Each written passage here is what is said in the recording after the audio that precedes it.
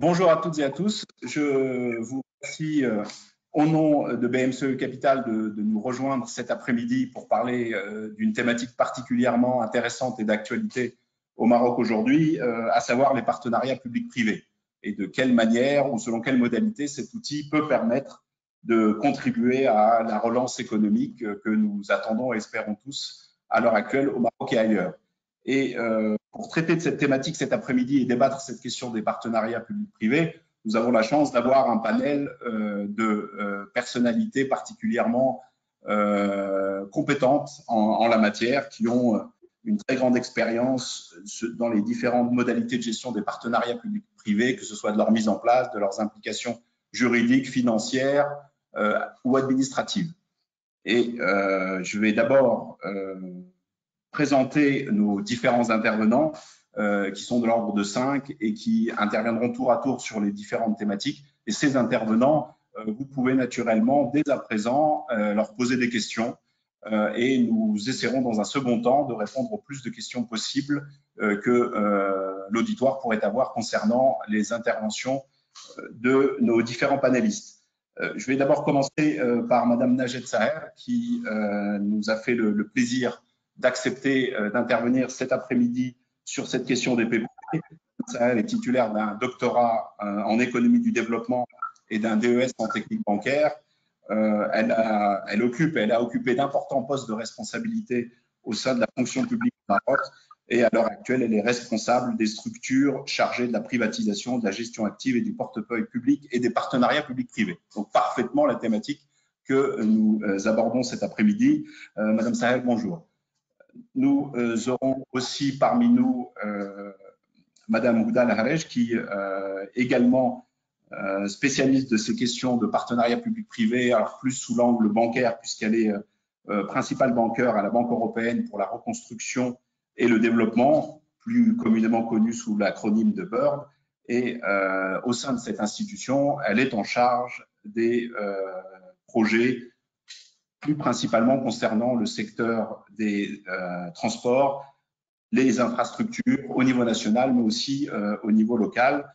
Madame Houda Laharej, bonjour et merci de vous joindre à nous cet après-midi. Nous aurons aussi la chance de compter parmi nous Monsieur Ali Skander, qui est membre du directoire de BMCE Capital Conseil, qui, comme vous le savez certainement, est la banque d'affaires du groupe panafricain Banque Afafrica.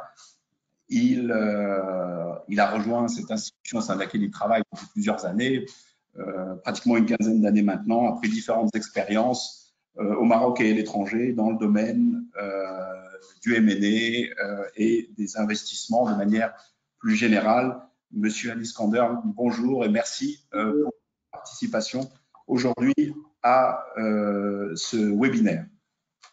Nous avons également la chance de compter parmi nous Monsieur Kamal Ahtout, qui est un ingénieur diplômé de l'école centrale Supélec et qui a une position clé au sein de l'Office national de l'électricité et de l'eau potable, puisqu'il est en charge d'un grand nombre de projets stratégiques et transversaux concernant cet office, et notamment les questions de partenariat public-privé et d'infrastructures, au sein desquels il est intervenu à différents niveaux et auprès de différents opérateurs, que ce soit des opérateurs locaux, nationaux ou internationaux. Monsieur Kamal Ahtout, merci pour votre présence. Et enfin, nous aurons aussi parmi nous un confrère, Monsieur Maître Léon Dubois, qui est avocat au barreau de Paris et avocat associé au sein du cabinet Assafo, qui est un cabinet international principalement dédié à l'Afrique, avec différents bureaux au sein du continent. Et Louis Dubois est installé au Maroc depuis plus d'une décennie et il a une pratique qu'il a développée plus particulièrement au Maroc, qui est celle des partenariats publics-privés et du droit public en général. Louis Dubois, bonjour et merci d'être parmi nous cet après-midi. Donc, mesdames, messieurs, cette brève présentation de différents intervenants, nous allons nous empresser de traiter ce sujet, de pouvoir les entendre et bénéficier de l'expertise des uns et des autres autour de thématiques qui vont être articulées autour de trois questions principales. D'abord, qu'est-ce que c'est que les PPP? Puisqu'effectivement, pour des spécialistes comme le sont les membres de notre panel, la question est assez évidente. pour le commun des mortels ou pour la majorité peut-être des auditeurs aujourd'hui, on ne sait pas précisément ce que c'est. Et PPP à l'étranger, c'est pas forcément PPP au Maroc. Donc, on va d'abord, dans un premier temps, traiter cette question des PPP. Qu'est-ce que c'est? Quels sont les avantages? Et de quoi on parle précisément? On verra ensuite comment nos auditeurs pourront s'apercevoir de ce que le développement des PPP pourra apporter au Maroc et à la construction d'un Maroc moderne et en développement comme nous le souhaitons tous. Et troisième point, qui est largement d'actualité, on est en période de relance, on essaie par tous les moyens de relancer notre économie après une année 2020, c'est le moins qu'on puisse dire particulièrement difficile. Et donc, on va voir comment ces PPP constituent un outil de relance et une opportunité pour les entreprises marocaines et l'administration publique au Maroc. Alors, les PPP, concrètement, de quoi il s'agit quand on a ces trois lettres? À quoi fait-il référence? Quels sont les secteurs concernés? Madame, peut-être pourriez-vous commencer par nous éclairer sur cette définition, sur cette thématique? De quoi s'agit-il exactement? Très bien, merci beaucoup. Je suis ravie d'être avec vous aujourd'hui et de représenter la Bird. Donc, aujourd'hui, peut-être pour commencer, je donnerai plus notre définition, nous, de notre côté banque. Quels sont pour nous, qu'est-ce qui est considéré comme PPP? Donc, c'est tout ce qui concerne, enfin, quand on a un contrat à long terme où l'opérateur privé est responsable pour un service public, donc dans le design, la construction et le financement d'un projet. Après, il y a plusieurs modèles de PPP qui peuvent avoir, enfin, je pense que M. Dubois va en parler, mais c'est les différents modèles où on va avoir les DBOF, où il y a l'opération par exemple, la maintenance et la maintenance du service.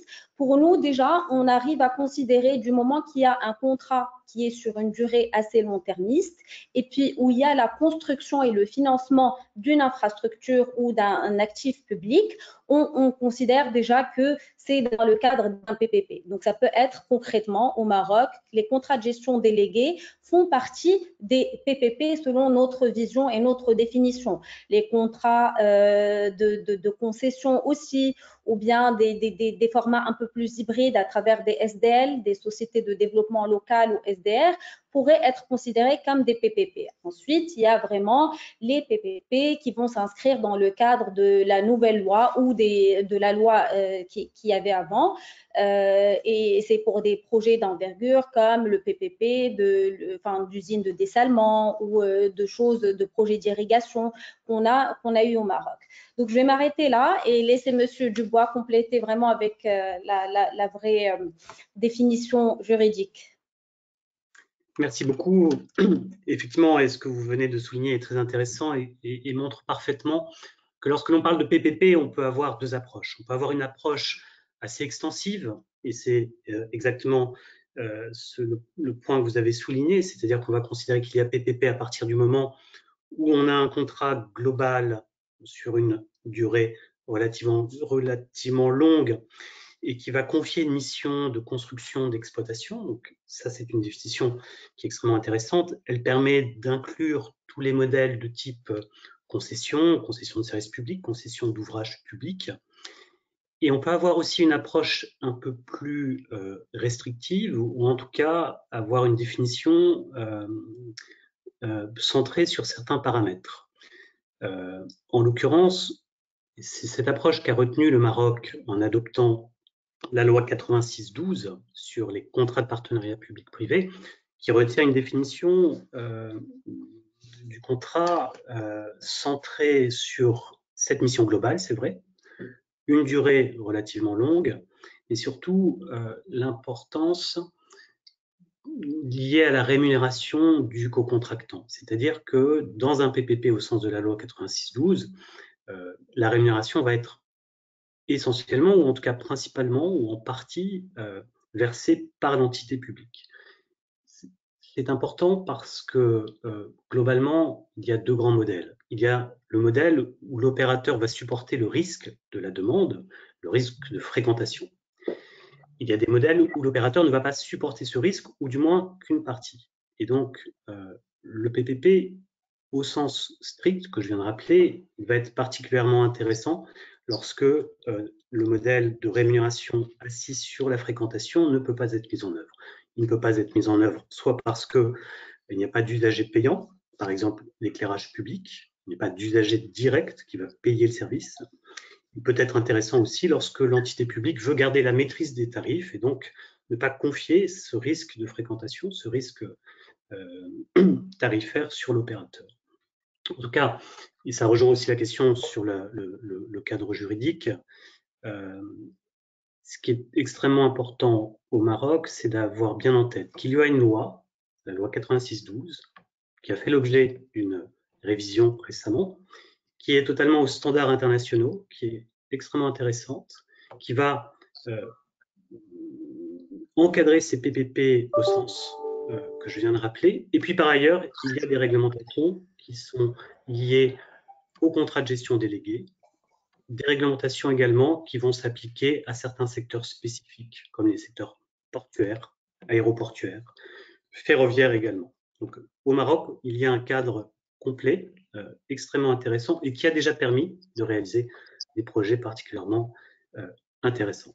Voilà ce que l'on peut dire sur ce point et je passe la parole à mes autres copanélistes. Merci beaucoup. Merci beaucoup, Louis Dubois. Sur cet élément, ce cadre juridique existant au Maroc, vous avez évoqué qu'il était totalement aux standards internationaux. Est-ce que ce cadre est maintenant complètement abouti, achevé? Est-ce qu'il y a, selon vous, des points d'amélioration ou des points de modification? Ou alors sommes-nous suffisamment équipés du point de vue législatif et réglementaire? Dans ma pratique depuis assez ancienne au Maroc, je n'ai jamais été confronté à des manques ou des vides et encore une fois, le cadre il est abouti. La nouvelle loi des décrets d'application sont attendus, mais en tout cas la loi est déjà opérationnelle. Donc, moi, je ne vois pas sur le cadre juridique de point d'optimisation particulier. Parfait, c'est une excellente nouvelle. Donc, on a les textes, on a le cadre juridique pour pouvoir développer ces partenariats au Maroc. Et pour pouvoir les développer, il y a un certain nombre d'acteurs et d'autorités qui entrent en ligne de compte, l'État, les collectivités locales, les régions éventuellement, ça a été évoqué avec les SDR, des opérateurs privés. Il faut mettre tout ça en harmonie et arriver à articuler ces différents acteurs pour pouvoir réaliser les projets convenus. Et dans ce cadre-là, on sommes assez impatients de savoir ce qu'en pense Madame Dajed Saher et comment, selon elle, ces principaux acteurs, d'abord, qui sont-ils et comment peuvent-ils intervenir et de quelle manière?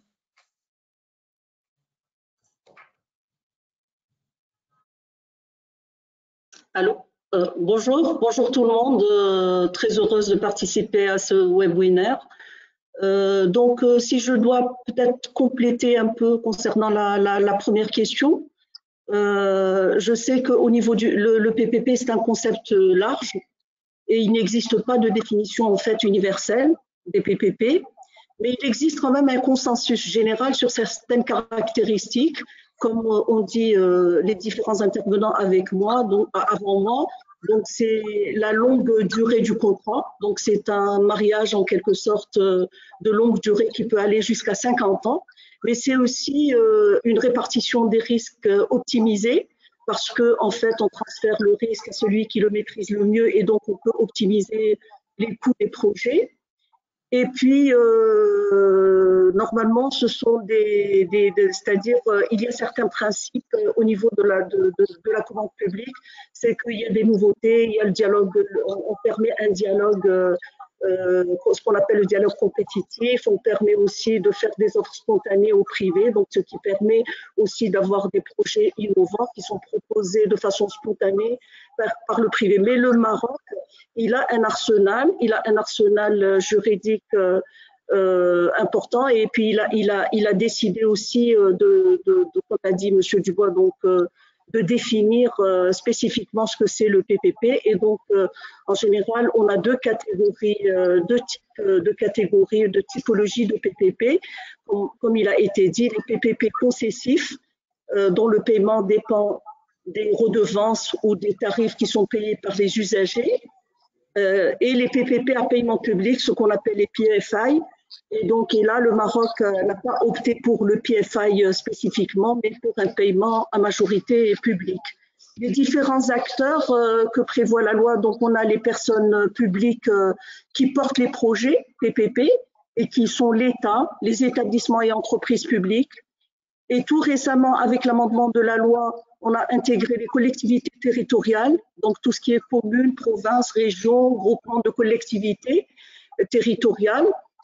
Et on a aussi intégré dans le champ d'application de la loi sur les PPP les EEP qui avaient des lois spécifiques et ces lois spécifiques ont permis de faire pas mal de projets et c'est comme ça qu'on a pu acquérir une expérience avérée, que ce soit au niveau du secteur agricole, au niveau du secteur énergétique ou dans notamment les énergies renouvelables et au niveau des ports, des aéroports par des lois spécifiques.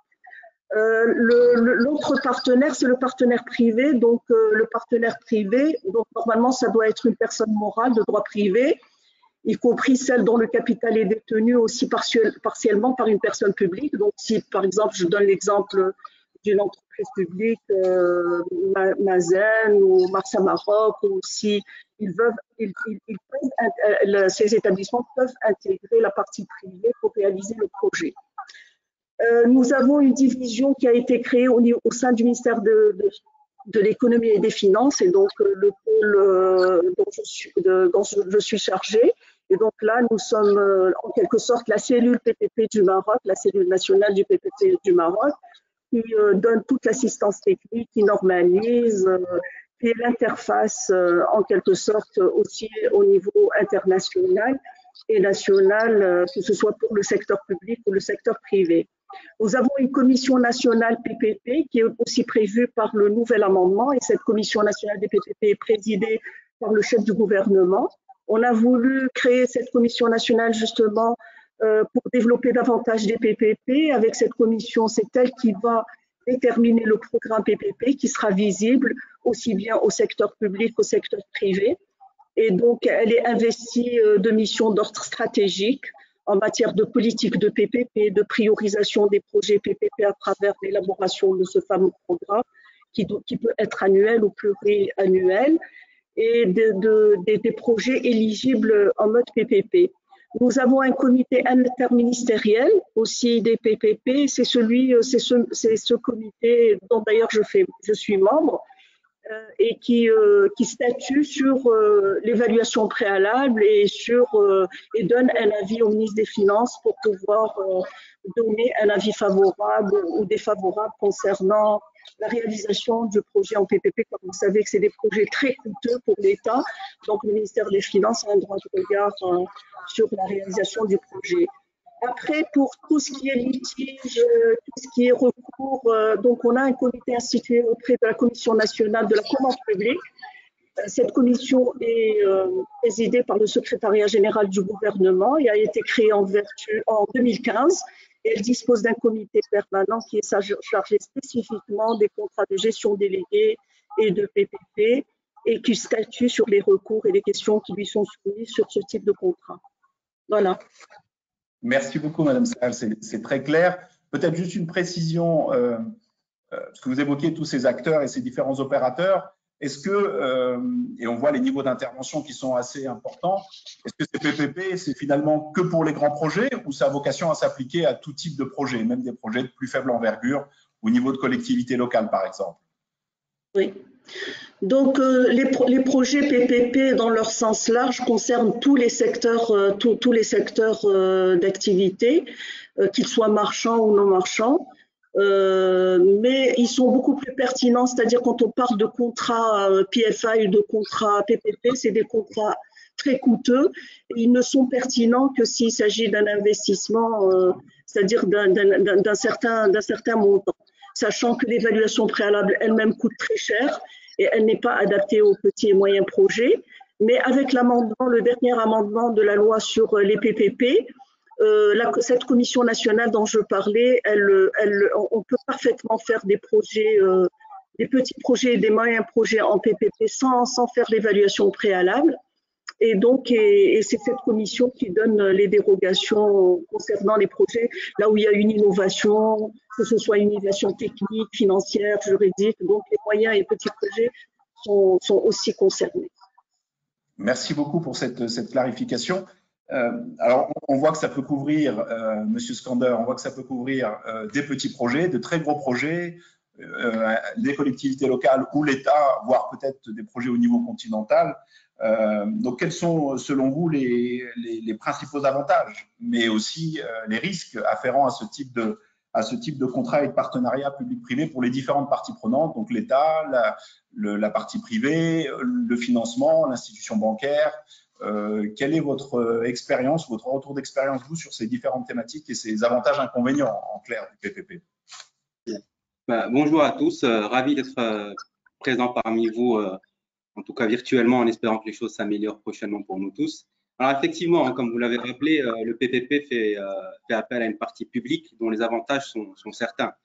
Aujourd'hui, nous sommes sur un train dossier de l'évolution démographique, que ce soit au niveau marocain ou au niveau international, et ces besoins, ces évolutions démographiques s'accompagnent naturellement des besoins d'infrastructures qui sont de plus en plus importants.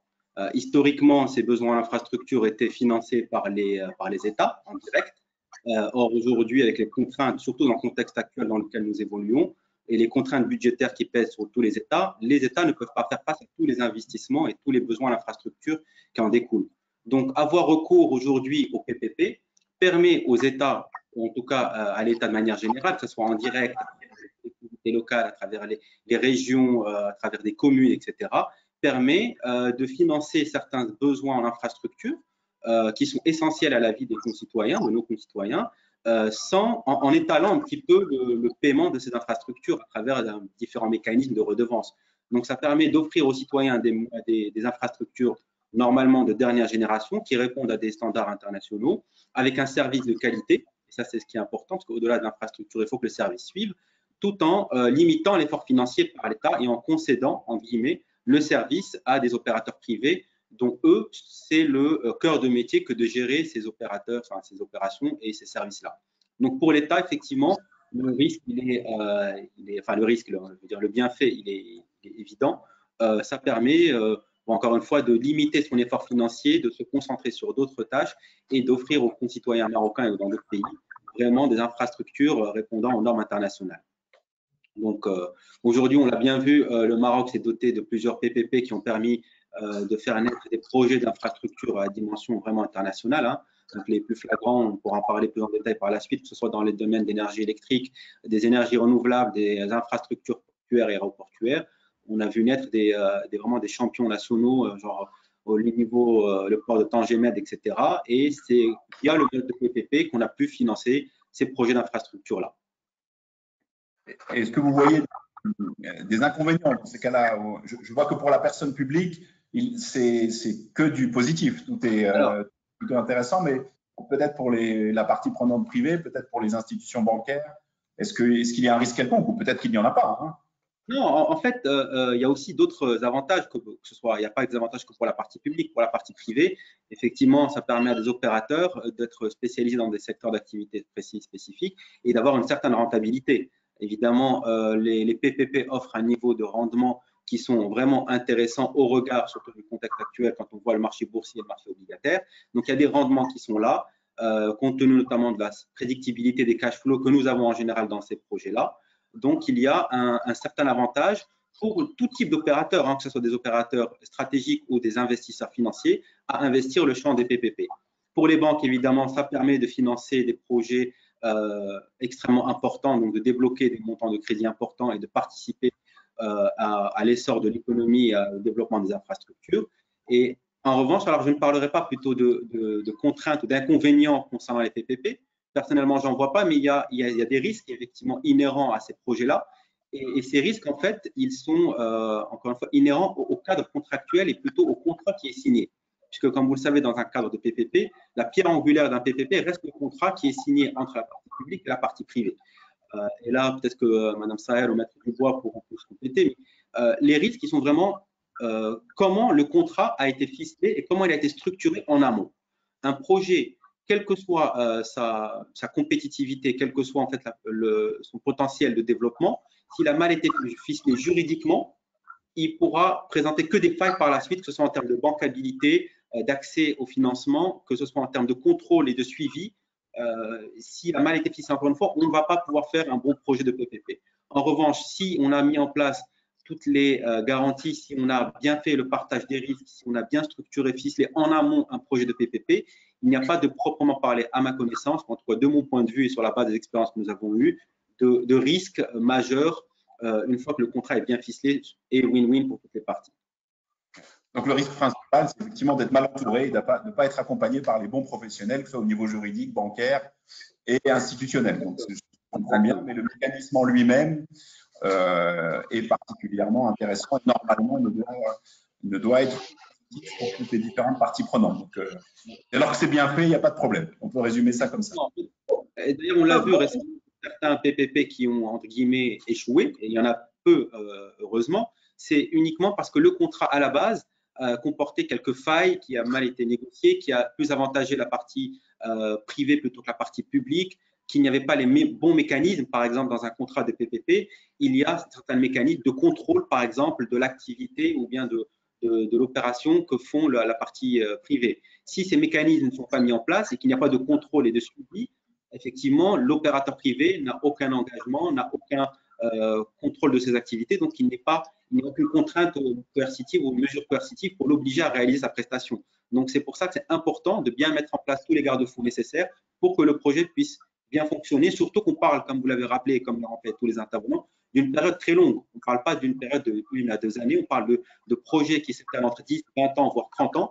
Donc, pendant cette période-là, il faut anticiper très en amont tout ce qui peut se passer pour bien baquer juridiquement le contrat. Merci beaucoup. Alors peut-être pour prolonger cette réflexion et de manière plus concrète, Monsieur Kamal Htout, vous qui connaissez bien ces différents chantiers de PPP, quels sont selon vous les projets emblématiques qu'on a vus au Maroc et qui ont été gérés ou mis en place à travers ce cadre du partenariat public-privé? Bonjour, ravi d'être parmi vous pour discuter de ce sujet important, surtout du point de vue d'un producteur d'énergie électrique. Effectivement, l'expérience de l'ONE concernant ce mode de développement, c'est une expérience assez importante qui a commencé depuis effectivement là il y a au-delà d'une période au-delà de 20 ans. l'ONE en effet réalise des projets en IPP, en production privée d'énergie électrique, dans le cadre de sa loi, tel que a été amendé en 1994. Le premier projet qui a été développé dans ce cadre-là, c'est le projet de la centrale de Joseph-le-Soir. Donc, et plusieurs multiples expériences ont été réalisées depuis ce premier projet, je veux dire. Donc, il y a un point important aussi à soulever qu'effectivement le lancement des IPP à cette date-là a permis à l'Office de se recentrer sur d'autres missions qui restent importantes, comme le programme d'électrification rurale global qui a été lancé en 1996 et commencer effectivement le taux de couverture qu'on a pu atteindre depuis cette date-là. On est pratiquement à 99,7%.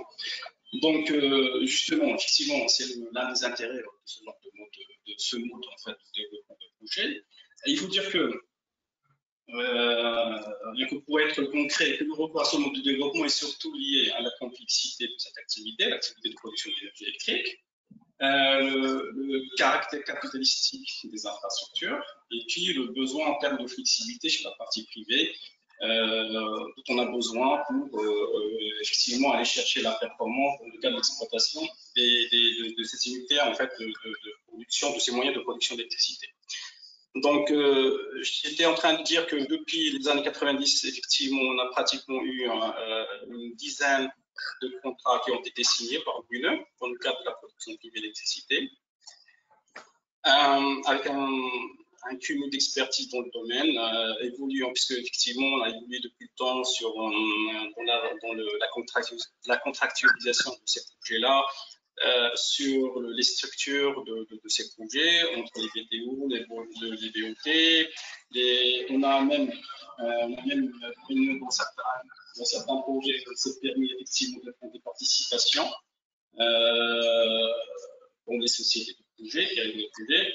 Donc, il faut dire aussi qu'il y a eu en fait certains projets qui ont bénéficié de financement de concession à travers l'OFIS. Il s'agit de projets de durée qui tournent entre 20 et 30 années, selon le type de projet, des budgets qui peuvent aller en fait de centaines de millions de dollars à quelques milliards de dollars en fait. Donc, pour dire qu'effectivement que durant cette période de 20 ans, l'ONU a pu avoir et construire une expertise dans le domaine. Et comment dire Donc vous avez eu, donc vous avez eu, si je comprends bien, l'ONU a eu recours de manière importante et fréquente à ses partenariats publics-privés au cours de ces dernières années. Ça a toujours bien fonctionné. Il n'y a pas eu délai. Vous n'avez pas rencontré de difficultés particulières?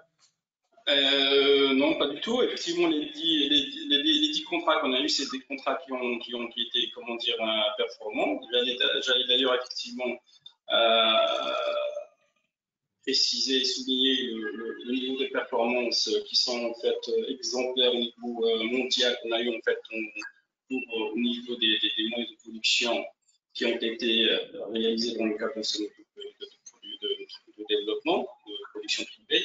Donc, tout ça pour dire effectivement, c'est des projets qui ont été réussis, mais quand même, en fait, c'est parce qu'il y a quand même en fait des clés de succès. En fait, il y a des conditions qui ont fait que ces projets ont réussi. C'est que effectivement, c'est d'abord, et de mon point de vue, c'est plutôt une expérience. Il ne faut pas négliger que l'expérience de l'ONU dans le domaine de production, qui a fait qu'effectivement, à chaque fois, pour chaque projet, le besoin il est bien défini, les spécifications techniques bien maîtrisées, les performances, les objectifs sont bien clairs en fait et bien précis. Et puis aussi, il ne faut pas négliger effectivement le point qui a son importance aussi, qui est lié à l'évacuation de l'énergie de ces moyens de production, qui se fait à travers le réseau électrique qui est géré par l'Office lui-même. Donc, quelque part, en fait, c'est un exemple de la présence de l'Office dans l'environnement de ces projets qui fait qu'effectivement, on a des projets qui ont réussi. Et puis, bien entendu, le niveau de contrôle qui existe au niveau de l'Office, depuis la réalisation, la construction de ces moyens de production, aussi lors de la mise en service, et surtout durant la période d'exploitation, même en temps réel à travers le système de dispatching qui contrôle en fait le système électrique tout entier du royaume. Justement, sur et comme ça nous permettra de répondre en parallèle à une question d'un de nos auditeurs. Puisque je vois que l'ONU a eu recours de manière assez importante et fréquente à ces partenariats publics-privés. Est-ce que c'était spontanément l'ONU qui a voulu mettre ça en place ou est-ce qu'elle a été démarchée, sollicitée par des opérateurs privés qui ont proposé ces solutions? Ou alors est-ce que c'est une rencontre des deux? Est-ce que vous pouvez nous en dire un peu plus sur cet élément, l'initiative? Est-ce que c'est l'opérateur public qui prend l'initiative? Est-ce que c'est parce qu'on lui fait une offre? Comment ça s'est passé concrètement? Comme je l'ai dit initialement, en fait, cette production privée d'énergie, elle se réalise dans le cadre de la loi portant création de l'Office. Donc, et c'est surtout, et dans la plupart des cas, c'est surtout des appels d'offres qui sont lancés par l'Office, à travers lesquels on sélectionne les développeurs du projet. Et c'est le développeur effectivement qui après crée le projet, qui réalise le projet, qui contracte les différents intervenants, partenaires dans le cadre de ce projet, que ce soit des prêteurs, que ce soit le constructeur lui-même. Merci beaucoup. Donc oui, c'est vraiment cette initiative de l'opérateur public, c'est assez intéressant. Peut-être que Madame Sahar a aussi une expérience sur ces différents PPP emblématiques au Maroc dont elle peut se souvenir et peut-être nous en glisser quelques mots sur selon elle, ces dernières années, quelles type de projet qui parle à tous les Marocains a par exemple été mené en PPP? Merci. Écoutez, plusieurs projets ont été réalisés au Maroc, donc, mais c'est sous différentes formes de partenariat avec le secteur privé et dans différents cadres, dans les marchés classiques, dans les concessions, dans les PPA, dans la gestion déléguée, et ce depuis plusieurs décennies. Et ils ont porté sur différents secteurs, notamment le transport, l'énergie, l'irrigation, la distribution. Mais les projets qui ont été lancés dans le cadre de la loi sur les contrats PPP, la nouvelle loi 86-12, donc on a deux projets. On a un projet de mise en gestion du service d'eau d'irrigation de 5000 hectares par dessalement de l'eau de mer dans la zone de Dakhla. Et nous avons aussi la mise en place, et dans ce contexte de pandémie, je pense que c'est une bonne nouvelle. Donc, c'est la mise en place d'une unité pharmaceutique de production de sérums, de vaccins et produits biologiques qui est initiée par l'Institut Pasteur marocain et qui va être initiée en partenariat public-privé. Donc, si je dois parler d'un projet emblématique avant l'entrée en vigueur de ces contrats PPP qui sont assimilés au PFI, donc c'est dans le secteur c'est le projet Gelben. Le Gelben qui est un projet d'irrigation et qui est un projet, c'est-à-dire c'était une première au niveau mondial et c'était un modèle. Et il est même considéré comme un cas d'école réussi à l'échelle mondiale.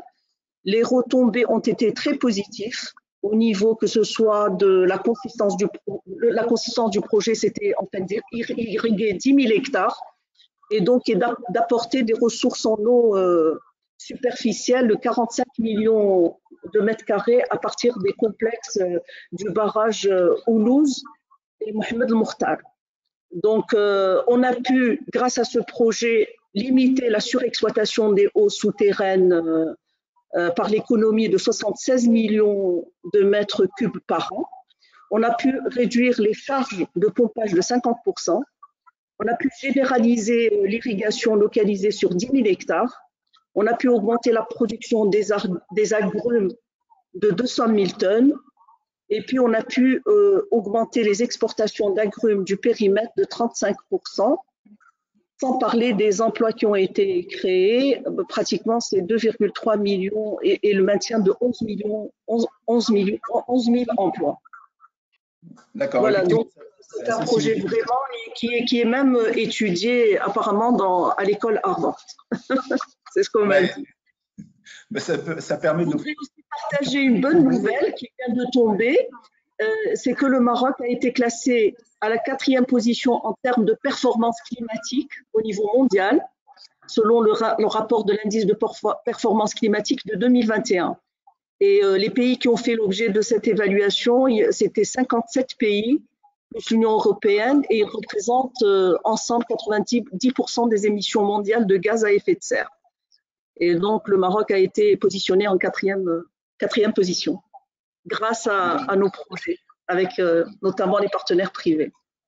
Comme quoi, les PPP ont des implications et des conséquences concrètes sur le quotidien des Marocains et des Marocaines. Et vous évoquez justement cette reconnaissance à l'international. Ça nous permet de faire une transition sur la question suivante que je souhaitais poser à Mme Ouda Lahrech pour vérifier justement à l'international quel type d'expérience il y a au niveau de ces PPP. Est-ce qu'il y a un engouement comme on le constate au Maroc et notamment, vous avez une expérience significative en Turquie, alors peut-être qu'il y a eu là-bas des développements similaires ou pas du tout. Alors, est-ce que c'est un outil que nous sommes les seuls à utiliser ou bien une diffusion très large de mécanismes similaires en dehors de nos frontières?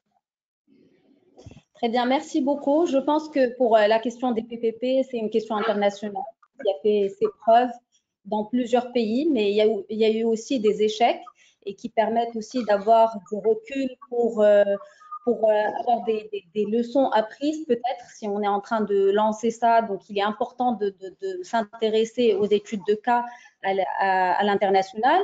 Donc, juste pour répondre rapidement à votre question, en effet, la Bird est une banque très, très active dans le domaine des PPP parce que ça fait partie de notre mandat, qui est de favoriser l'investissement du secteur privé dans l'infrastructure, donc à travers les PPP ou des privatisations ou autres mécanismes. Donc aujourd'hui, nous avons un grand portefeuille dans différents pays qui nous permet d'avoir beaucoup de recul dans plusieurs secteurs, que ce soit au niveau des aéroports avec la Turquie, la Grèce, la Bulgarie, Serbie. Dans les ports, on en a financé 2 en Ukraine et on est en train de financer un port sec en Égypte. Il y a aussi l'expérience des hôpitaux en Turquie, donc les secteurs sociaux. On est en train de voir maintenant dans d'autres pays sont intéressés. On est en train de développer avec eux des projets dans le secteur hospitalier, vu que c'est de toute façon avec la pandémie, ça a été accéléré et l'investissement de la Turquie a vraiment eu un grand avantage pour répondre à la crise. Donc aujourd'hui, peut-être je vais partager avec vous l'expérience turque sur laquelle j'ai travaillé moi-même quand j'ai passé 1 an là-bas et donc sur le programme national qui a été lancé par le ministère de la Santé qui comprend le développement de 29 nouveaux hôpitaux à travers la Turquie pour un investissement qui est de 14 milliards d'euros. Donc, l'idée, c'était de créer 42 000 lits haut de gamme en plus et 27 000 de remplacement. Vous pouvez imaginer l'envergure du programme. La Bird a joué un rôle clé dans la structuration de ce programme parce que nous avons mobilisé une enveloppe de près de 950 millions d'euros, rien que Exposition Bird, sur le programme, et c'était pour financer 8 à 10 hôpitaux. Donc, à ce jour, nous avons financé 8 hôpitaux en Turquie. Donc, c'est des investissements diversifiés. Ce programme présente plusieurs avantages qui ont permis à la Turquie de se doter aujourd'hui d'une structure hospitalière très, très forte et aussi qui répond aux standards internationaux. La structuration du projet a été très importante pour arriver à ces résultats. Donc, je dirais que les principaux avantages, c'est le fait que la structuration a pu attirer le secteur privé, les investisseurs, les IFIs tels que la Bird, IFC, Proparco, enfin, et les banques commerciales turques qui ont participé au programme. Donc, tout le monde a travaillé sur ce programme et les financements sont venus de partout parce que, comme vous le voyez, il y a des montants très conséquents. Donc, l'idée, c'est qu'il y a eu plusieurs sponsors aussi qui ont porté les projets, qui ont répondu aux appels d'offres. Ça, c'est un avantage pour la réussite du projet. Il y a eu aussi un impact de transition systémique parce que c'est parti de l'adoption des meilleures pratiques de conception de PPP et avec des analyses de rentabilité et des suivis rigoureux qui ont eu lieu. Donc, ces analyses ont aussi débouché sur des structurations bien claires où le partage de risques, comme mentionné par M. Scandre, par les différents intervenants, était très clair. Et toutes les parties, en fait, pour la réussite d'un PPP, c'est de partager le risque avec la partie la plus amène à le porter. Donc, il y a eu des consortiums qui ont répondu à ces spécificités. On a à la fois ce qu'on appelle les EPC et de la construction et puis les filiales opérations et management de ces hôpitaux. Donc, en fait, c'est des structures, des holdings qui ont été créées et les services ont été délégués aux bonnes parties. Donc, l'allocation des risques était aussi conforme aux standards des projets PPP, mais aussi aux standards qui sont encouragés par la Bird. Donc, la Bird a joué ce rôle clé pour mobiliser le financement commercial et aussi approcher de nouvelles classes d'investisseurs parce que c'était nouveau. Donc, il faut bien que quelqu'un prenne le lead pour la structuration, pour accompagner la structuration, mais aussi chercher les investisseurs et les financements. Donc, voilà. Puis, il y avait le profil de risque qui était en ligne. Il y avait des mécanismes respectés de paiement avancé, les mécanismes de résiliation, qu'est-ce qui se passe en cas de force majeure. Tout ce qu'on voit dans la bancabilité et la structure du projet, c'était là. Donc, ça a rassuré les investisseurs. Alors, je pense que c'est une très bonne aussi transition pour dire que, bon, le ministère de la Santé a soutenu ce programme.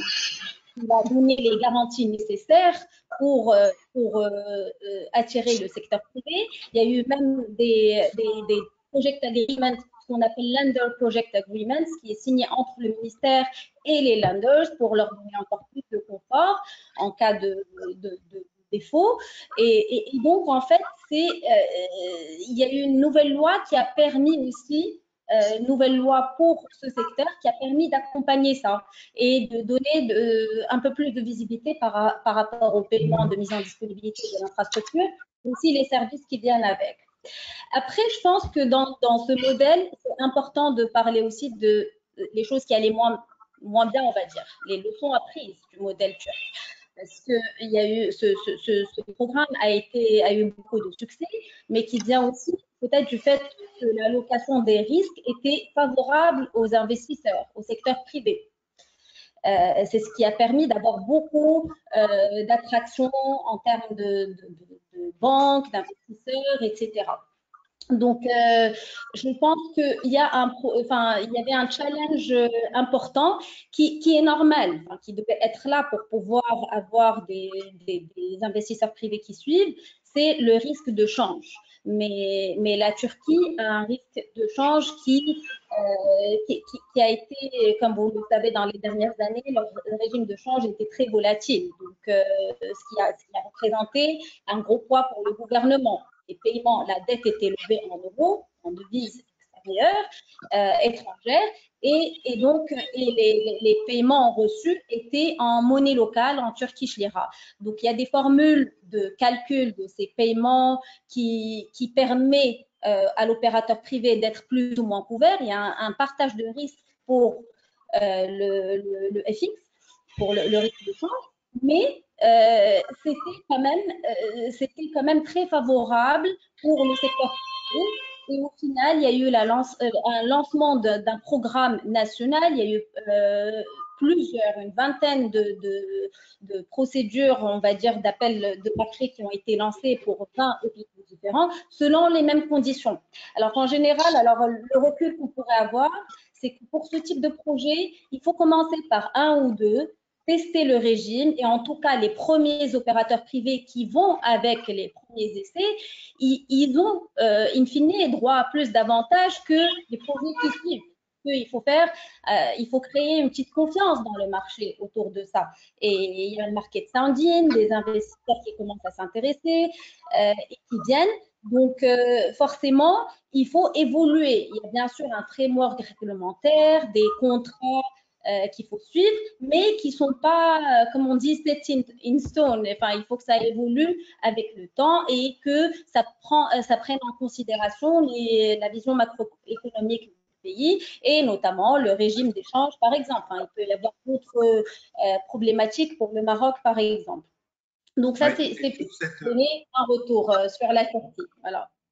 Non, merci beaucoup. Et justement, cet exemple turc, puisque ça concerne le secteur de la santé, qui est un secteur assez crucial, dont on parle de plus en plus chez nous. On a aussi cette problématique de protection sociale à mettre en place dans les années. Est-ce que cet exemple turc est reproductible immédiatement au Maroc? J'allais demander. Juste dans les grands mots, vous pensez que ce projet, justement, vous avez évoqué ces 8 hôpitaux et ces 40 000 lits mis en place aussi rapidement. Cette année, quand on avait des défaillances à combler en matière de protection sociale et de santé, est-ce que ce qui a été fait en peut être reproduit chez nous avec succès, selon vous? Oui, je pense que c'est une volonté en fait et une priorité sectorielle que le gouvernement va mettre en place aussi. Mais on voit qu'avec la crise sanitaire, il y a de plus en plus d'intérêt pour les secteurs sociaux, notamment la santé et l'éducation. Madame Sanet pourra compléter sur ce volet-là. Mais clairement, même si ce modèle peut être critiqué ou il a coûté de l'argent au gouvernement, mais ils sont fiers aujourd'hui d'avoir 20 structures disponibles pour accueillir aussi les malades du Covid. Donc, je pense que c'est des modèles duplicables rapidement chez nous. Mais je dirais la chose clé, c'est la préparation du projet et le modèle le plus adapté. Ce n'est pas exactement faire un copier-coller du modèle turc, mais faire une préparation de projet. Et c'est nécessaire, c'est des équipes conseils sur la partie financière, la partie technique, la partie commerciale et la partie surtout légale du contrat qui doivent se faire en amont de la décision. Et ensuite, on lance et il y a des roadshows. Par exemple, là, on a un roadshow vendredi pour des hôpitaux au Kazakhstan. Enfin, et en fait, c'est justement après le travail de préparation qu'on écoute ce que les investisseurs ont à dire et on partage, on fait les clarifications nécessaires avant de lancer les appels d'offres pour que ce soit le plus fructueux possible. Donc, il faut s'adapter au marché marocain aussi.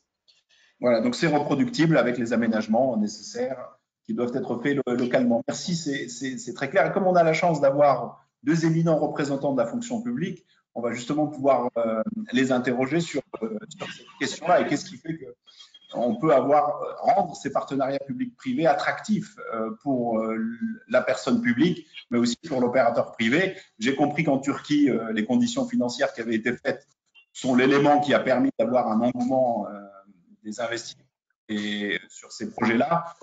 Au Maroc, comment on fonctionne et comment vous, la fonction publique, vous considérez que tel ou tel projet est suffisamment attractif, peut permettre d'atteindre les objectifs qui sont ceux de l'opérateur privé et de la personne publique.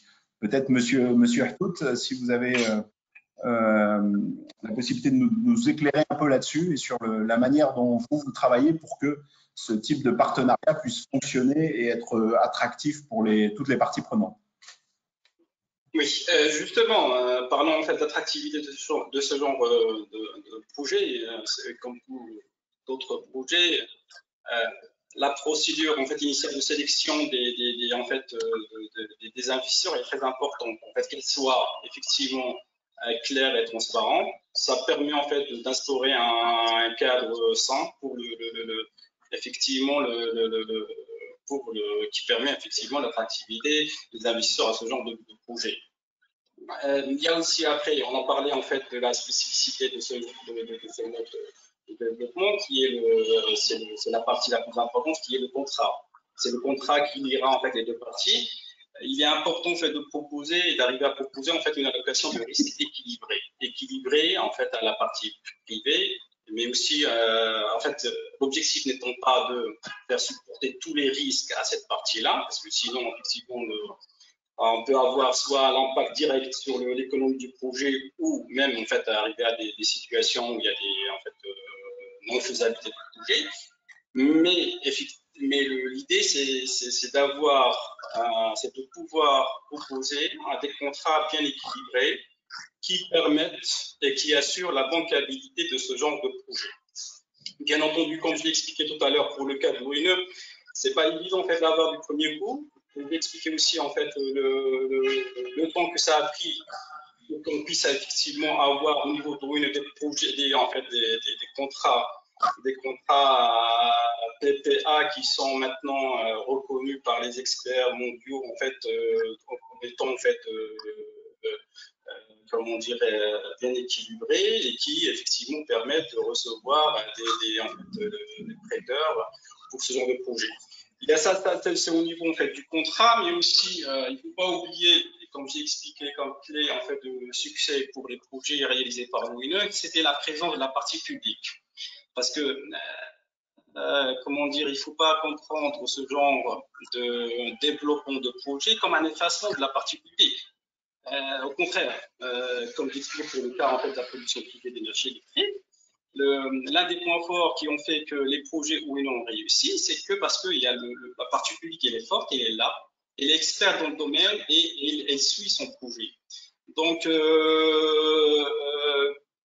et bien évidemment, si elle peut acquérir cette expertise dans le domaine du développement de projets, c'est tant mieux en fait le plus tôt possible. Mais c'est vrai, tout le monde le sait, ça c'est un processus qui prend du temps mais par contre qui prend du temps mais qui dépend aussi des secteurs en fait. Le fait d'avoir comment dire avoir maintenant un contrat bien équilibré pour l'énergie électrique, ça ne veut pas dire qu'effectivement on pourrait l'avoir pour un autre secteur. Mais je pense, en fait, sur les autres secteurs, au niveau du Maroc, on a pas mal de benchmarks ailleurs. En Europe, en France ou comment dire, en Angleterre, qui peuvent être intéressants comme un début, en fait, comme un début de réflexion et d'acquisition d'expertise sur ce domaine. Il y a effectivement cette partie publique qui est important qu'elle soit forte, qu'elle soit engagée dans ce genre de projet. Mais il y a aussi, en fait, pour qu'elle puisse assurer ses engagements qu'elle est dans le contrat avec son partenaire, qui le lie avec son partenaire privé. On a remarqué, de toute façon c'est le cas on a remarqué, mais qu'il devrait quand même y avoir un support du gouvernement à cette partie publique pour qu'elle puisse effectivement assurer ses engagements. Les exemples sont multiples. Par exemple, pour les centrales thermiques qu'on a au Maroc, avec cela, il faut qu'il y ait en fait des infrastructures qui sont réalisées par d'autres entités publiques dont on a besoin, qui doivent être là en synchronisation avec le projet. Donc c'est là-dessus effectivement le support du gouvernement pour qu'il puisse assurer la réalisation à temps de ces infrastructures, c'est très important pour d'abord bien avant la conclusion de contrat PPA par exemple, qu'on puisse réconforter la partie privée et aussi les prêteurs que telle infrastructure sera là à temps et que le projet il sera pas comment dire il va pas en souffrir en fait. Il y a l'aspect aussi, j'allais dire, en parlant en fait du support du gouvernement, il y a l'aspect foncier aussi, qui est très important. Et connaissant l'état en fait du foncier au Maroc, il faut dire que pour des projets pareils où il y a un engagement de la partie privée et des prêteurs qui sont derrière, la partie foncier, en fait le volet foncier doit être vraiment bien assigné bien avant le bouclage financier de ces projets. Donc, voilà. Oui, c'est cet élément que vous évoquez effectivement qui est important. Donc, il y a l'aspect contractuel et qui est au cœur du partenariat, que ce soit véritablement un partenariat pour que ça fonctionne. Et puis, mais il y a cet élément de garantie publique et puis d'intervention au niveau large. Donc, j'imagine, Madame Sahab, que c'est du coup lié à cette commission interministérielle. Il est important que tous les départements ministériels soient impliqués pour qu'un PPP dans tel ou tel secteur puisse fonctionner, puisqu'effectivement, on peut avoir un très beau projet d'énergie, mais si les infrastructures routières ne permettent pas d'acheminer les éoliennes ou je dis n'importe quoi, les différents outils nécessaires à la mise en place d'un parc, ça peut être problématique. Donc, il y a cet aspect interministériel et cette implication des différents départements qui est sans doute un des éléments pour rendre plus attractif ces PPP, mais je vais vous laisser préciser le sujet. Très bien. Je voudrais dire aussi que le PPP, ce n'est pas le mode miracle. C'est-à-dire il faut l'utiliser pour des projets pertinents. D'accord? Et un mauvais projet ne peut pas être transformé en bon projet s'il est fait en PPP.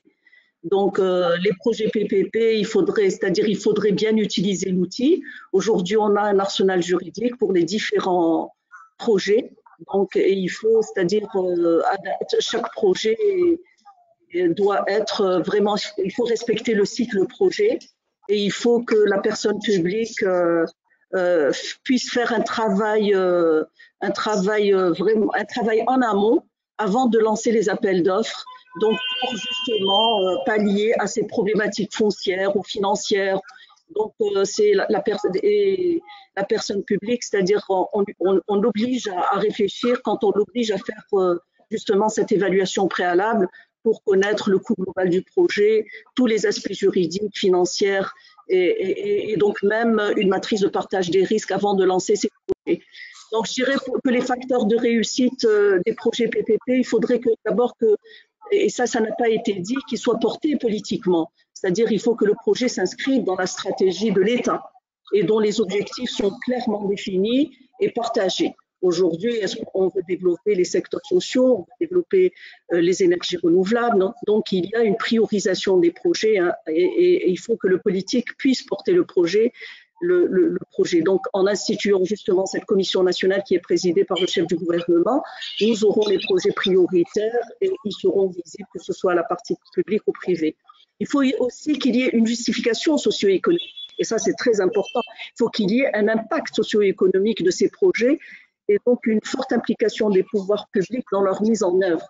Comme on l'a vu pour le projet Linden ou pour des projets, justement pour le projet concernant l'Institut Pasteur. Donc, c'est-à-dire il faut qu'il y ait un impact sur les citoyens et l'aspect socio-économique doit vraiment être étudié dans le cadre du cycle projet. Il faut donc un cadre, bien sûr, on l'a dit, un cadre macroéconomique et juridique stable, mais aussi une forte implication de la part des sponsors, que ce soit public et privé. Là, j'interpelle le secteur bancaire, parce qu'aujourd'hui, c'est vrai que les projets bancables, on peut facilement les placer, on peut facilement les financements, et quand il y a aussi derrière des usagers qui payent, il est facile de monter les projets. Donc, on a pu monter pas mal de projets, que ce soit dans les énergies renouvelables, dans le transport, dans l'aéroportuaire. Mais aujourd'hui, ce qu'on cible surtout, ce sont les secteurs non marchands. Donc, ce qui est le secteur de la santé, le secteur de l'éducation. Et c'est là où les PPP et les PFI sont les plus pertinents. Maintenant, le modèle turc, maintenant pour pouvoir, c'est-à-dire le modèle turc, si on doit parler du modèle turc, donc il a su combiner quand même le secteur non marchand avec un secteur marchand. Donc on a visité un peu les hôpitaux qui ont été faits en PPP, mais il y a une partie carrément hôtel 5 étoiles pour les citoyens qui peuvent payer, qui peuvent. Donc, il faut que, même si on opte pour c'est-à-dire, et c'est ça notre vision, pour tout ce qui est secteur non marchand, il faudrait développer des activités connexes, payantes, qui puissent, c'est-à-dire, qui puissent financer les projets. Du moins pour une part les projets, sachant que le secteur bancaire ne va pas accompagner le secteur privé, le secteur public sur 30 ans, ce sont des financements de 15 ans, pas plus 15 ans, donc il ne faut pas se leurrer par rapport à ça. Les financements sont une véritable problématique pour certains projets. Donc le plus important, il faut que ce soit un partenariat fondé sur une approche rationnelle et acceptée par tous. D'accord. Et il faut que les différents partenaires s'impliquent. Aujourd'hui, le Maroc, il a un contexte favorable. Il y a un secteur bancaire qui est là, qui a fait des projets, qui est expérimenté. Nous avons plus d'expertise au niveau du secteur public. Quand on parle de contrats déséquilibrés, c'est toujours en défaveur du secteur public parce que le secteur privé est beaucoup plus armé que nous. Il vient avec ses conseillers pointus, que ce soit des conseillers juridiques, financiers, et donc le secteur public doit avoir les moyens pour pouvoir être aussi accompagné par des expertises pointues. Et aussi, c'est-à-dire qu'il faudrait qu'il y ait une synergie entre les différents acteurs. Je parle surtout des personnes publiques parce que nous avons des secteurs qui ont un très grand savoir-faire, tels que l'énergie ou l'agriculture, et des secteurs qui ne savent pas faire, gérer, tels que les secteurs sociaux. Donc, il faut aussi développer cette synergie au niveau du secteur public pour pouvoir avoir des projets bien structurés, avoir des projets réalisés dans un esprit win-win, gagnant-gagnant. Merci beaucoup, c'est clair et la balle a été envoyée au secteur bancaire, justement, Monsieur Skandar. On nous explique qu'il y a cette nécessité pour le secteur bancaire d'accompagner ce développement, de capitaliser sur une expérience qui existe, et puis avec cette problématique du non-marchand. Alors comment vous vous positionnez là-dessus et comment vous pensez qu'on peut utiliser ou capitaliser ces expériences au Maroc et à l'étranger et peut-être accélérer le développement des PPP au Maroc avec l'appui du secteur bancaire, notamment en direction du non-marchand, entre guillemets, que sont la santé et l'enseignement. Pardon. Effectivement, il y a, comme l'a rappelé très juste Madame Sarr, il y a cette problématique de l'implication plus importante du secteur bancaire et on y reviendra. mais pour accélérer le développement dans un premier temps des PPP, à mon sens, il y a déjà, je pense, un travail en guillemets de vulgarisation des PPP qui doit être fait, notamment dans le cadre de la nouvelle loi qui est en cours en tout cas d'être mise en place, puisqu'elle s'ouvre à de nouveaux acteurs publics des PPP qui ne sont pas forcément au courant qu'ils ont à leur disposition des outils tels que les PPP pour financer, pour mettre en œuvre des infrastructures, pour donner à leurs citoyens des services à valeur ajoutée, et en tout cas des standards de qualité internationaux, et ils ne savent pas qu'ils peuvent avoir recours au PPP. On a parlé en introduction des SDL dans l'éclairage public ou ce genre de projet. Je ne suis pas sûr que toutes les communes aujourd'hui qui sont éligibles à ce type de projet ont dans leur mindset, ou en tout cas dans leur esprit, qu'ils ont accès à ce type de projet, qu'ils peuvent structurer ce projet et confier cette activité à des opérateurs spécialisés pour qu'ils puissent en faire bénéficier leurs usagers. Donc, il y a effectivement un travail de vulgarisation au sens très large du terme pour amener la partie publique dans sa globalité, puisqu'aujourd'hui, dans l'administration publique, Mme Saher le dira mieux que nous, il y a des entreprises ou des activités, des entreprises publiques ou des ministères qui sont vraiment à la pointe des PPP, qui en ont recours de manière très récurrente, ou bien des offices comme l'ONI, et d'autres qui n'y pensent pas pour différentes raisons, parce qu'ils n'ont pas connaissance de ces outils-là. Et donc, il faut les amener à réfléchir à des outils alternatifs pour développer les infrastructures et rendre accessibles les services. Ensuite, effectivement, dans le cadre de ces PPP-là, pour accélérer leur développement, il y a l'implication du secteur bancaire, vous le savez. Bon, le secteur bancaire, je pense, a toujours, en tout cas, à ma connaissance, a répondu présent quand il fallait financer des projets d'infrastructures qui étaient d'intérêt stratégique et nationaux, tout ce qui était port, infrastructure, aéroport, etc. Sur des projets, on va dire, qui sont un peu moins visibles, entre guillemets, le secteur bancaire, je pense qu'il faut qu'il s'implique davantage. Il s'appliquera davantage, je pense, s'il y a un cadre, on va dire, contractuel et de garantie, quel que soit ce package de garantie qui doit être mis en place pour les inciter à financer les projets. Lorsque aujourd'hui vous financez un projet avec une collectivité locale ou avec une commune, c'est difficile pour un secteur bancaire qui ne maîtrise pas encore le risque, entre guillemets, commune, comme il peut maîtriser un risque corporate, de prêter à ce type de contrepartie.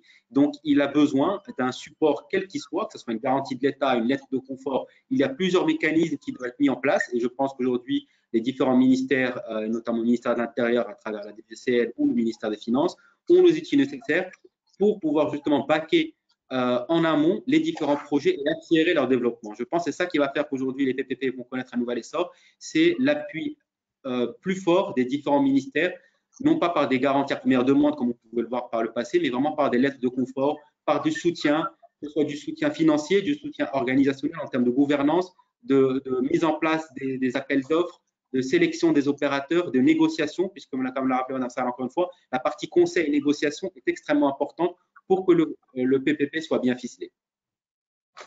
Alors, merci beaucoup. C'est tout à fait, c'est très clair et effectivement, on doit pouvoir accélérer et donner un élan à travers ces différents points que vous évoquez, d'autres qui ont été évoqués par la plupart de nos panélistes. Alors, pour être très concret aujourd'hui, quels sont les besoins d'investissement du Royaume pour les prochaines années, Madame Saher? Est-ce que c'est une question à laquelle vous pouvez répondre? Rapidement, qu'on puisse voir où se situent les besoins en investissement et voir par la suite comment on va pouvoir y répondre à travers cette thématique PPP, que ce soit au plan bancaire ou au plan juridique. On pourra traiter ça là rapidement dans un dernier temps, avant de passer aux questions, puisqu'on a un certain nombre de questions qui vous sont posées aux uns et aux autres et sur lesquelles nous aimerions que vous puissiez répondre. Ben, écoutez, le premier investisseur, comme vous le savez tous, au Maroc, c'est les entreprises et établissements publics qui jouent un rôle très important dans la dynamique économique et sociale du pays. Ils contribuent aux efforts consentis par les pouvoirs publics pour renforcer l'investissement public et privé. Donc, le Maroc a connu un succès, c'est-à-dire indéniable dans le développement de son programme d'infrastructure, comme on l'a vu à travers les différents projets, et notamment grâce au EEP. Donc, les établissements réalisent aujourd'hui 70 milliards d'investissements par an. Et dans le contexte actuel, bien sûr, on a besoin du privé, surtout dans le contexte qui est aujourd'hui marqué par la pandémie Covid-19. Le Maroc a mis en place les principaux leviers du plan de relance global qui consiste en la massification des investissements publics afin de réactiver l'économie. Et donc, Sa Majesté le Roi Mohammed VI a initié un plan ambitieux de relance économique pour permettre au secteur de production de se remettre d'aplomb, d'accroître leur capacité à créer des emplois et à préserver des sources de revenus en mobilisant tous les moyens disponibles en matière de financement. Et dans ce cadre, donc, on a aujourd'hui le Fonds Mohammed VI. D'ailleurs, pas plus loin qu'hier, on était au Parlement pour la présentation du fonds qui sera constitué en société publique. Et donc, dans ce cadre, environ 120 milliards de dirhams seront injectés dans l'économie nationale, soit l'équivalent de 11% du PIB. Et ce taux inscrit le Maroc parmi les pays les plus ambitieux en matière de politique de relance post-crise. Le plan excusez-moi, je vous interromps. Oui. Mais savez-vous vers quel secteur doivent aller ces investissements? Donc, est-ce qu'on a… Écoutez, on en a parlé, c'est-à-dire aujourd'hui, on a des stratégies sectorielles. Donc, on a le développement de l'agriculture, on continue à investir dans les énergies renouvelables. Et je pense qu'avec les PPP, le challenge, ce sont les projets surtout dans les secteurs sociaux. Donc, ça sera la santé, l'éducation et aussi tout ce qui est numérique. La digitalisation, donc ce serait principalement les infrastructures sur lesquelles on doit continuer à investir massivement, les secteurs sociaux, santé, éducation, l'agriculture, le tourisme aussi. Les énergies renouvelables, le tourisme et la digitalisation. En gros, exactement. Et donc, on aura un programme visible triennal très bientôt. D'accord. Donc, ça, ce sont les secteurs dans lesquels on va avoir besoin d'investissement. Et donc, de manière importante, il y a effectivement les ressources propres de l'État, directement ou à travers le fonds Hassan II ou le fonds Mohammed VI, pardon, ou différentes institutions. Sachant que ce n'est pas juste une problématique de financement. On a besoin du secteur privé pour son savoir-faire, pour son innovation, pour ses montages optimisés. Et donc, le PPP, ce n'est pas une question juste de financement.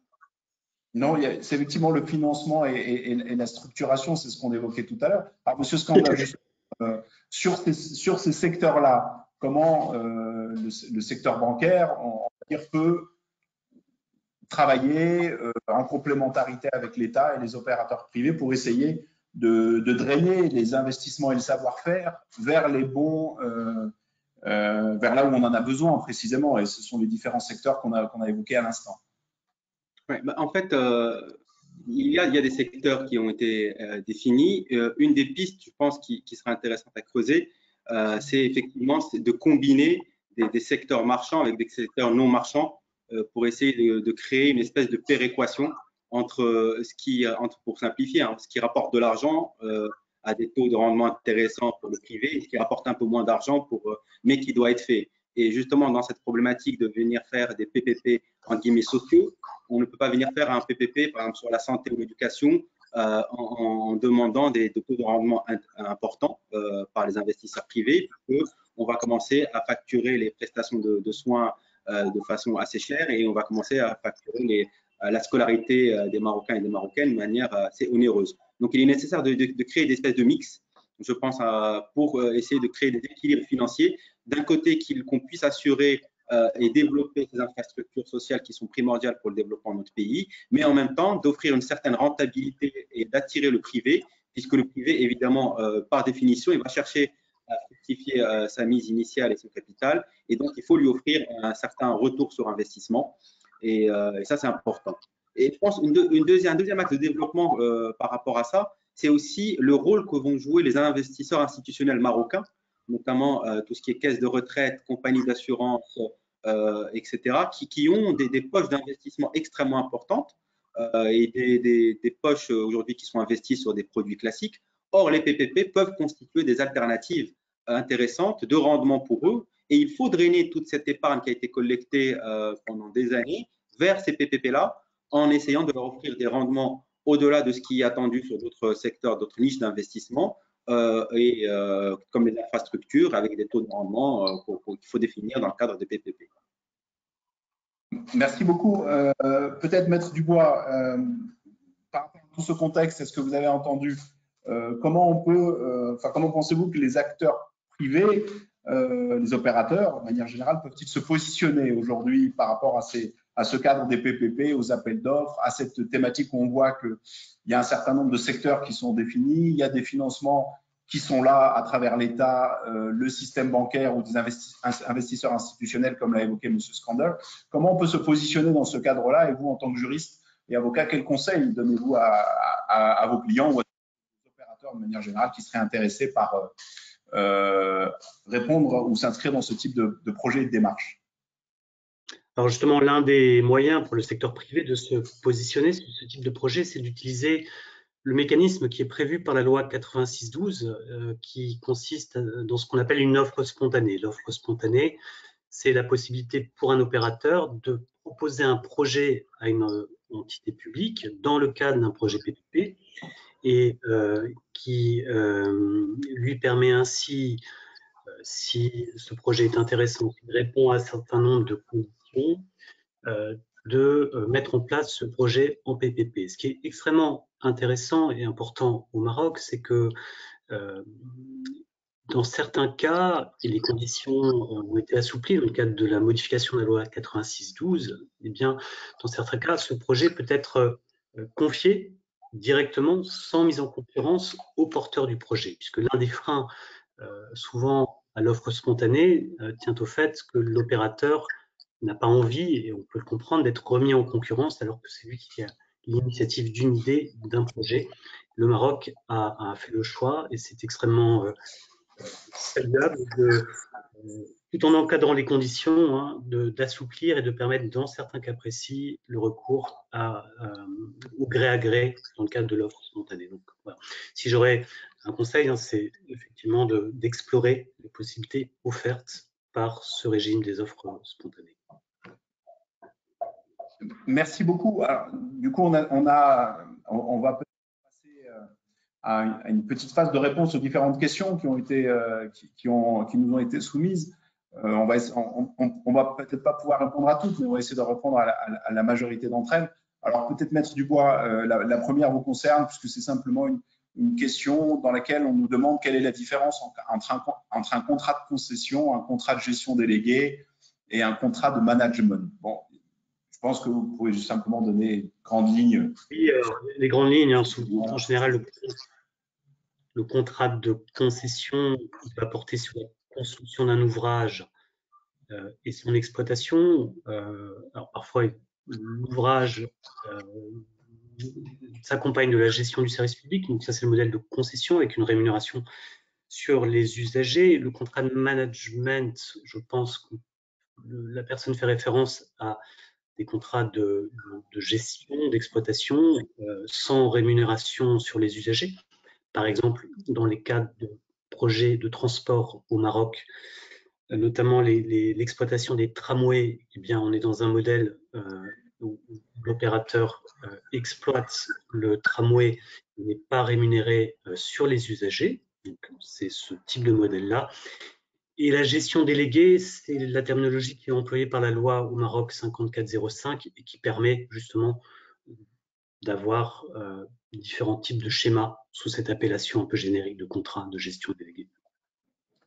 Merci beaucoup. Alors, une deuxième question pour vous aussi, puisqu'elle est très juridique également, mais par rapport à ce que vous évoquiez, l'offre spontanée dont vous parliez, est-ce qu'on peut la faire à tout temps, à toute administration, ou alors est-ce qu'il y a un cadre spécifique précis dans lequel on peut faire ces offres spontanées aux opérateurs publics? C'est une question qui me concerne. Ah bah, très bien. L'un ou l'autre. Oui. Allez-y, madame. Je vous en prie. Voilà, donc l'offre spontanée est très cadrée au niveau de la loi 86/12. Donc, bien sûr, on encourage l'initiative privée, mais on exige que l'offre spontanée, s'il y a une offre spontanée, que la personne publique à laquelle elle est adressée, elle doit faire quand même une évaluation préalable pour pouvoir, c'est-à-dire faire cette étude et pouvoir se prononcer sur l'offre spontanée. Je dirais aussi qu'on a eu des offres spontanées de la part du privé, mais on est beaucoup plus exigeant, même si on a donné cette souplesse, comme l'a dit M. Dubois, c'est-à-dire on a donné cette souplesse de ne pas passer forcément, pour certains cas, par la concurrence, mais le cadre général, c'est la concurrence, c'est-à-dire quand la personne privée fait une offre spontanée, on oblige la personne publique à faire l'évaluation préalable et à aller vers la concurrence, sachant qu'il y a, c'est-à-dire une indemnité à côté, il y a une prime, et la personne, c'est-à-dire privée concernée, si elle n'est pas attributaire du projet, elle est indemnisée par la personne publique, ce qui est la norme au niveau international. On n'a pas inventé la roue. Maintenant, il faut pas, c'est-à-dire, il faut pas que tous les PPP c'est-à-dire ce qu'on encourage aujourd'hui, c'est l'innovation. Il faut pas que le projet soit déjà programmé au niveau de la politique, c'est-à-dire au niveau de la stratégie de l'État, c'est-à-dire il est identifié. Donc, il faut vraiment l'aspect innovant, que ce soit au niveau financier, juridique ou par rapport au projet lui-même. Merci beaucoup. Justement, puisque je vous ai sous la main une question aussi qui vous concerne également, on nous demande pourquoi on n'a pas pu répliquer le modèle du projet El Gardan dans d'autres régions du Maroc. Bien sûr qu'on est en train de le dupliquer par les différents projets qui sont en cours, notamment, c'est-à-dire on a les projets d'irrigation, les projets d'eau potable, le dessalement de l'eau de mer. Donc il y a beaucoup de projets qui sont en cours de réalisation et qui sont dans le stade de la préparation. Donc c'est en train de se mettre en place. Donc on l'a répliqué, on est en train de le répliquer. Oui, allez-y. Oui, je peux compléter sur ce point parce que justement, nous travaillons sur aussi comment encourager les PPP dans le secteur de l'agriculture, donc avec le département de l'irrigation. Nous avons financé plusieurs projets, enfin le même projet, mais à plusieurs phases, c'est le projet SAIS. Donc, l'idée, c'était d'avoir aussi un PPP avec, pour l'opération et le management, mais aussi pour couvrir une partie de l'infrastructure. Et c'est similaire à ce qui a été fait pour le projet Gardan. Je pense que le plus important ici, c'est le tarif de sortie au mètre cube. Donc, c'est des travaux de préparation pour chaque projet qui sont faits en amont pour voir si c'est possible ou pas de le déléguer au secteur privé. L'idée, c'est de pas juste déléguer pour avoir un PPP, mais que ça ait du sens aussi pour le gouvernement et pour ce que ça impliquerait comme dette derrière ou comme paiement. Et je pense que c'est important de mentionner qu'on travaille avec plusieurs partenaires, que ce soit le ministère de l'Agriculture, l'ONE, avec qui on a des projets en cours dans la partie souveraine, ou encore d'autres partenaires hyper importants dans le secteur portuaire comme l'ANP, qui portent déjà, qui ont mis en place des PPP, notamment pour le terminal 3 de Casablanca,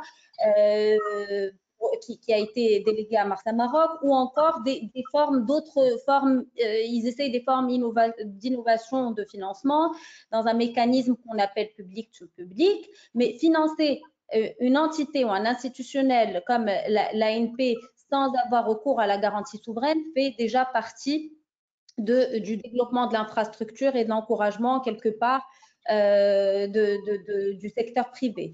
Donc, je pense que c'est un accompagnement qui se fait à travers plusieurs outils. Et si je peux rebondir sur toutes les interventions, le point clé pour nous et qui a fait sa preuve dans tous les pays d'opération, c'est la préparation de projets.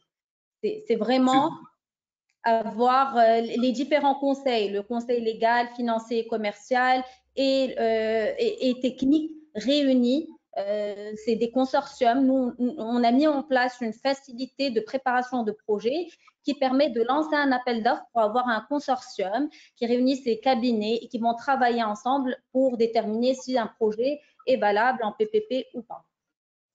Il y a une thématique essentielle qui ressort des questions, c'est l'élargissement, de dire est-ce qu'on peut aller pour les PPP sur des montants ou de plus petits projets, et notamment les secteurs de la culture, du tourisme ou de l'environnement. Peut-être si vous pouvez répondre sur cette question-là. Là, je m'adresse à tout le monde, hein, ceux qui souhaitent répondre sur cette thématique-là. Et une seconde qui est liée au fait, et qui est un peu liée à ce point-là, c'est est-ce qu'on peut mettre en place ce genre de PPP avec des communes, donc des collectivités locales. Donc, ce sont un peu les questions qui ressortent. Et une autre question plus générale, et je vous laisserai la parole, c'est de savoir comment réellement articuler ça et comment on arrive à organiser le fait que les projets soient intéressants. Et je prends différents termes, mais bankable ou attractifs, enfin voilà, il y a différentes thématiques. Alors peut-être si vous pouvez, chacun en ce qui vous concerne, faire une petite réponse rapide sur cette thématique-là, et puis un mot de clôture, si vous le voulez bien, puisqu'on arrive bon an mal an en termes de l'heure 30 que nous avions décidé dédié à ce webinaire, ce serait parfait. Très bien. Je peux peut-être juste finir sur, comme j'avais la parole, sur la partie des communes. En fait, clairement, les communes, les régions, enfin, les collectivités territoriales en général, devraient être les premières à porter aussi les projets de PPP pour déléguer les services d'infrastructure municipale. Et je pense que la nouvelle loi aujourd'hui inclut les communes et il pourrait aussi lancer des projets, des vrais projets de PPP sous le nouveau cadre juridique. Avant, on avait des lois sectorielles et aussi on a plusieurs programmes nationaux, que ce soit pour l'éclairage public, pour la gestion de déchets. Donc, en fait, c'est des programmes nationaux qui concernent les problématiques gérées par les communes et les provinces.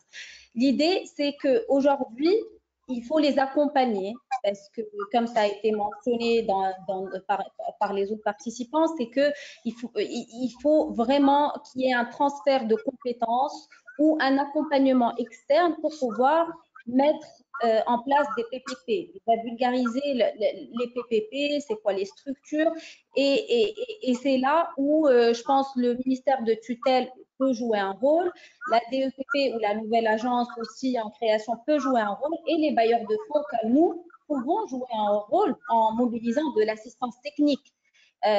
Pour moi, c'est très, très important. Si on veut avoir un modèle de PPP qui réussit, il faut mettre des assistances techniques en place, analyser les contrats en amont, pas juste après qu'ils soient négociés, mais pouvoir aussi donner nos remarques avant pour rendre ces structures bancables et qui puissent attirer les investisseurs privés, mais aussi les lenders, mais aussi les banques commerciales ou bailleurs de fonds internationaux.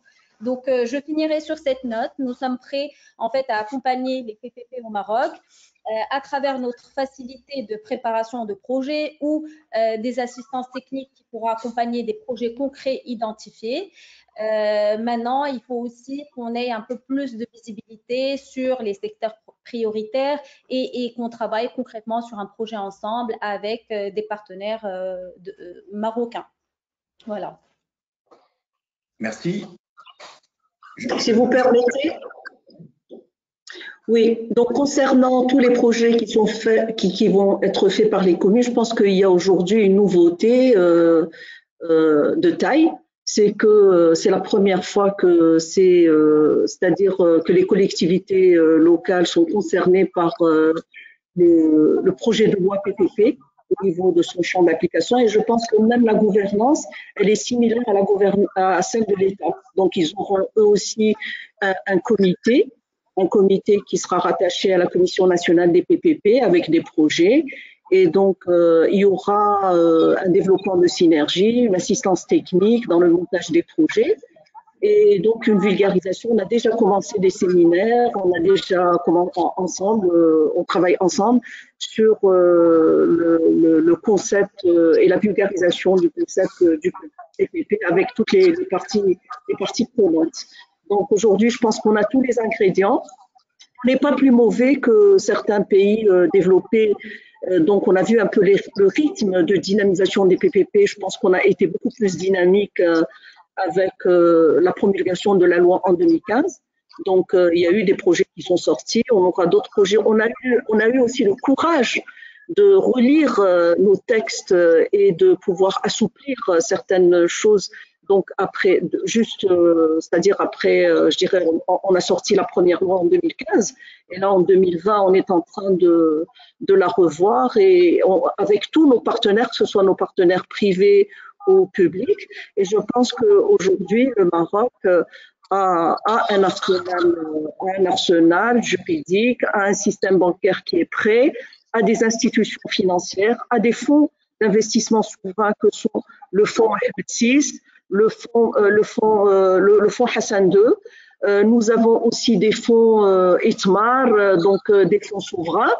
Nous sommes un cas d'école pour pas mal de pays, que ce soit les pays du Maghreb ou des pays en Afrique. Nous développons des projets aussi régionaux et avec nos partenaires africains. Je pense que tous les ingrédients sont là. Il faut juste que le secteur bancaire aussi soit moins gourmand. C'est-à-dire, il ne faut pas que pour chaque, c'est-à-dire quand on parle de garantie de l'État, de beaucoup de garanties et tout, il faut qu'ils fassent aussi confiance aux projets. Il faut que les premiers projets soient des projets réussis. Il faut qu'on fasse tous des efforts pour réussir les premiers projets, pour qu'il y ait cet engouement et un développement et une création d'une dynamique qui sera, j'espère, gagnant-gagnant pour tout le monde. Merci beaucoup. Messieurs. Si vous permettez, effectivement, pour résumer en fait un peu ce qui est dit, mais aussi en fait tout dire quand même, en fait, c'est que le modèle PPP reste un outil très intéressant en fait, pour la réalisation des projets d'infrastructure capitalistique. En fait, c'est un outil, ça reste tout de même un outil, donc il faut savoir en fait l'utiliser. Et pour cela, effectivement, il faut développer l'expertise nécessaire pour ce faire. Effectivement, il faut rappeler le point que ce genre en fait de mode de développement ils permettent surtout à l'État de recentrer en fait ses efforts sur le reste des secteurs qui sont pas, on va dire en fait, qui sont pas compatibles avec ce genre de développement. Que aussi ça peut développer avec le temps des expertises des entreprises en local. Et par rapport à ça, je reviens sur un point qui a été dit sur effectivement, pour pouvoir avoir l'expertise nécessaire pour développer des projets pareils. Je reviens sur le rôle des conseillers et aussi, il faut dire que tout au long et je parle dans ce cas-là, en fait, de l'expérience pour Winner, tout au long du développement de ces projets en production privée, elle s'est fait en fait, comment dire, accompagner par des conseillers qui étaient vraiment en fait grâce auxquels elle en fait la caractéristique qu'il a pu avoir, et en particulier des conseillers locaux. Et je parle de la BMCE Capital qui nous a accompagnés sur certains projets, dont leur contribution a été assez, comment dire, décisive pour le bouclage du projet. Merci beaucoup. Alors peut-être, je vais passer la parole à mon confrère Louis Dubois pour un petit mot de clôture et on terminera avec M. Skander. Merci. Donc effectivement, comme cela a été souligné par Mme Saher, tous les ingrédients au Maroc sont réunis, le cadre juridique est là, la volonté politique est là, les financements sont disponibles et donc je pense qu'il est extrêmement important de démystifier peut-être l'outil de PPP, comme ça a été souligné. Ça demande de la structuration, ça demande de l'assistance technique, mais encore une fois, les opportunités sont là et donc il ne faut pas hésiter à utiliser cet outil spécifiquement dans la période actuelle que l'on connaît. Merci beaucoup. Monsieur Skander, peut-être le mot de la fin pour vous et clôturera. Alors écoutez, nous en tout cas, personnellement, je considère qu'on est qu'au tout début, même si ça fait un moment qu'on utilise les PPP au Maroc, mais je pense qu'on est au tout début vraiment du développement des PPP au Maroc, compte tenu des besoins d'investissement qui se profilent sur les prochaines années. Moi, ma conviction, c'est qu'aujourd'hui, c'est vrai que les PPP, on les a beaucoup utilisés dans des secteurs très consommateurs capitalistiques, avec beaucoup sur tout ce qui est structure portuaire, on a fait dans l'énergie électrique, les IPP, les énergies renouvelables. Je pense que le prochain challenge maintenant des PPP au Maroc, c'est de s'attaquer à des secteurs moins consommateurs de PPP de manière traditionnellement. Vous avez quelqu'un dans vos questions à parler du secteur de la culture ou d'autres secteurs moins générateurs de cash, mais encore une fois dans le cadre d'une péréquation qui peuvent faire l'objet d'un PPP. Et je pense qu'il faut voilà, ouvrir le champ des PPP à des secteurs moins consommateurs capitalistiquement parlant pour pouvoir justement faire bénéficier le plus grand nombre de secteurs et continuer à développer cet outil que nous considérons être formidable. Merci beaucoup. Et ce sera le mot de la fin, donc une tonalité somme toute très positive. On a des expériences significatives au Maroc en matière de PPP, on a tous les ingrédients nécessaires pour que ce soit une réussite. Et puis maintenant, il faudrait justement arriver à l'étendre et élargir cela. Donc, on a un élargissement au niveau des opérateurs publics avec les communes. Et puis, l'idée, ce serait effectivement d'intégrer aussi le secteur dit non marchand, entre guillemets. Donc, beaucoup de travail en perspective donc, pour les uns et les autres. Donc, je vais vous laisser y aller et vous concentrer, vous focaliser sur toutes ces missions intéressantes qui vous attendent. Et je remercie aussi notre auditoire pour son écoute et sa patience. Bonne fin de journée à toutes et à tous. Au revoir.